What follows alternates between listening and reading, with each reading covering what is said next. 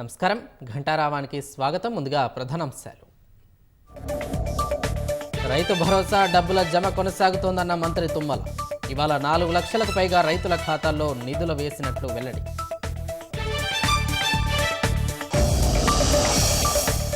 పద్మ అవార్డుల్లో తెలంగాణకు అన్యాయం జరిగిందన్న కాంగ్రెస్. రాష్ట్రం ఏర్పడి 10 ఏళ్లైనా కేంద్రం వివక్ష చూపుతోందని విమర్శ.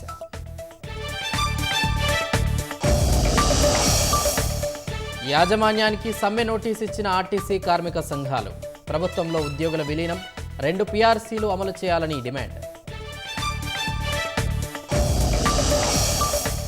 మహాకుంభమేళాకు పోటెత్తుతున్న భక్తులు. కేంద్ర హోంశాఖ మంత్రి అమిత్ షా పుణ్యస్నానం.